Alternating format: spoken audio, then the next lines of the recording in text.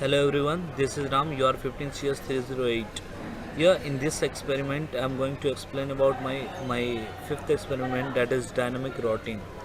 As per the previous experiment, I have told you that administrator have to manually have to assign the network ID for the each router or to the unknown network to that particular router, or we can say that that remote network we have to assign manually. But in the dynamic routing, if if we will assign the network ID to that particular router to which they are connected, then dynamically it can be able to know about the whole connection. So throughout this experiment I will tell you how to do dynamic routing. So for dynamic routing, here I am taking 1 2 3 4 LAN and 1 2 3 4 5 and 4 WAN. 4 LAN, 4 WAN, that is for 8 network subnet network. So that here for LAN 1 I have assigned IP address for this PC. You can see 192.168.1.1. So I have assigned this IP address for this. Simultaneously for this LAN, the second end devices in this LAN, I have assigned the IP addresses, that is 1.2, and in the same way for this LAN I have different network ID, that is 2.0, and we have given this host to the IP address like 2.1, and for this end devices 2.2, and for this similarly 3.1 and 3.2, and for this LAN that network ID will be 3.0, and similarly this end devices is having IP address 192.168.4.1, and this end devices is having IP address of 192.168.4.2. So and for this LAN network ID will be 4.0. In the same way now we will assign the IP address to the router 0. Here you can see the pathway from which the LAN is connected to the router, and the router is and the another interface with serial 2/0. With that interface, the router 0 is connected with the router 1. So you can see I have given for 00 I have provided one IP address, that is 192.168.1.3, and for serial 20 I have assigned one IP 192.168.5.1. For this router, at the interface serial 20, network ID will be 5.0 5.0. So in the same way you can see you can see this router is connected with the fast ethernet of LAN 2, and it is also connected with the router 0. So and it will provide the starting IP to the next router 2, so that three interfaces there. One is fast ethernet, one is serial 20, and the another one is serial 30. So that we can check here, I have assigned the value fast ethernet 2.3 and 20. That will be the last usable host for this whole network, because it will contain 0 to 255. So 255 will be the broadcast address and 254 will be the last usable host address. So we are giving this host to last usable host IP address, so that in the same way, and for 30 the next network ID will start, and for this from this interface the network ID will be the 6.0. So in the same way for router 2 you can see router 2 is connected with the LAN 3 with fast Ethernet 00 interface, and it is also connected with the router 1 with serial 3 serial 3/0 interface, and it is also connected with the router 3 with serial 2/0 interface. So that in the same way we have assigned the value for each interface, and for router 3 also, and router 3 it is connected with the router 2, and it is connected to the router 4. So in the same way, this you can see here, the serial 2 interface is having the IP address of 192.168.7.254.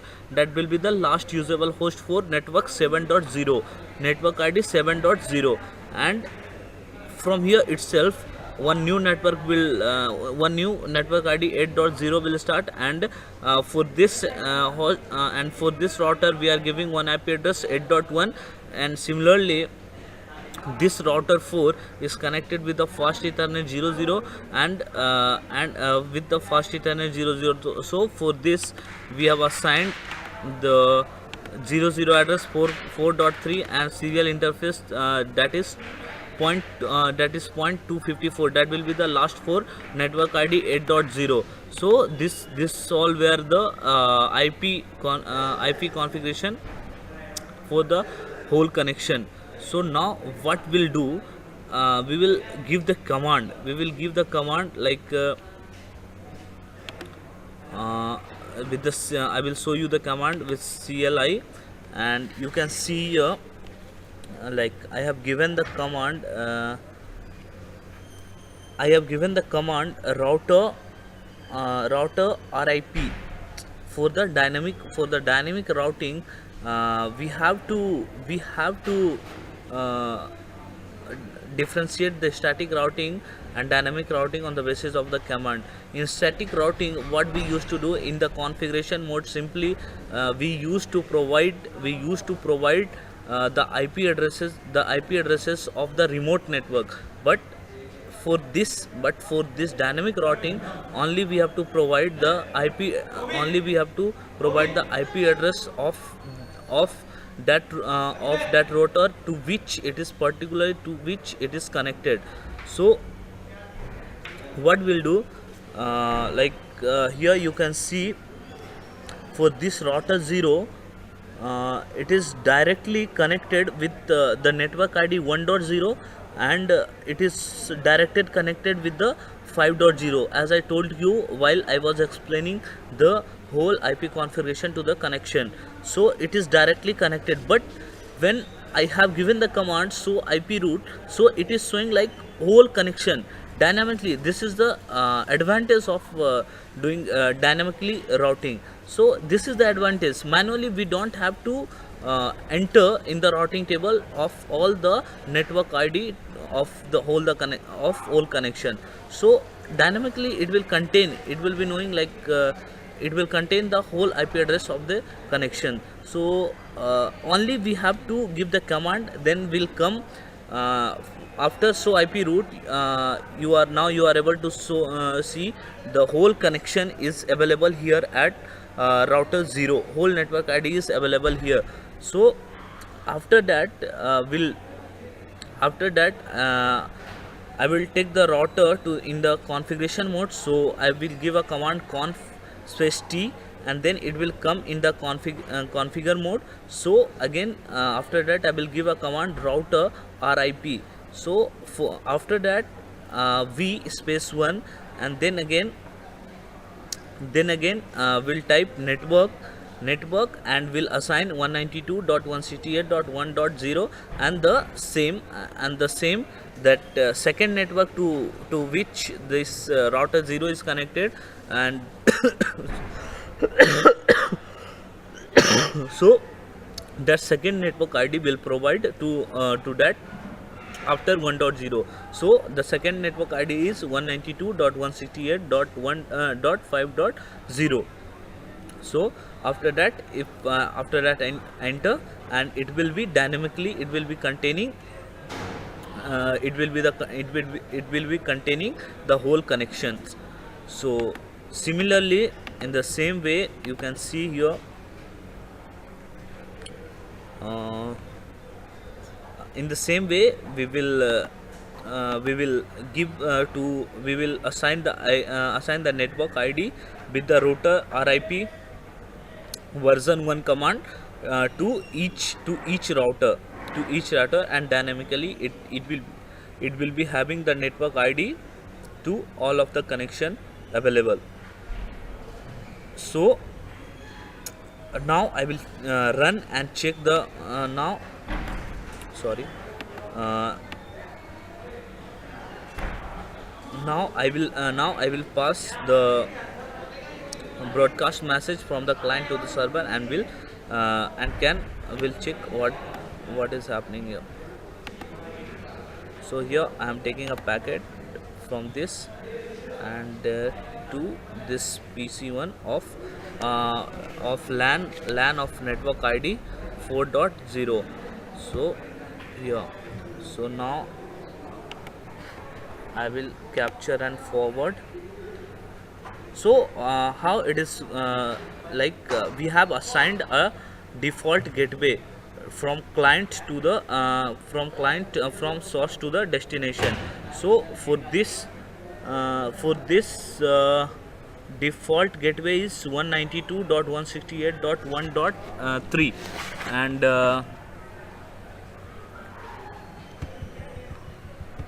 and for destination the default gateway is 192.168.4.3. so from here I will capture and forward this packet to the destination. Capture and forward. So it is coming at PC1, then again capture and forward, then it's coming at router 0, then again capture and forward, then at router 1 it is coming, router 2 it is coming, router 3 it is coming, and at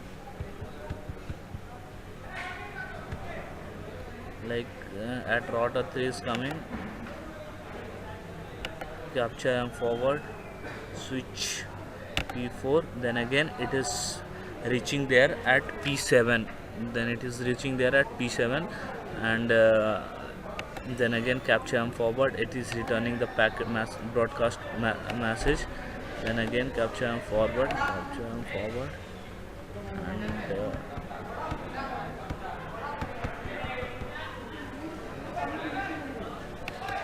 here you can see here we are getting the required broadcast message.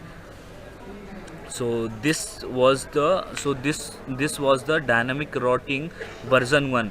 In the version 2 only it can be differentiable at the command. And first before going to the version 2, first we have to know about a basic difference between the version 1 routing version 1, RIP version 1 and RIP version 2. So RIP version 1 does not allow subnetting, but RIP version 2 allows subnetting. So now here I will show you the difference, how can we get it here. So after the what is the command, instead of v space 1 we need to specify the version 2. So after after getting the configuration router to the configuration mode, we will give the command to the on the command line interface like router RIP, then again v space 2, and then again network, and in the same way we will assign the network ID to which that particular router is connected. So this all was about dynamic routing. So thank you very much.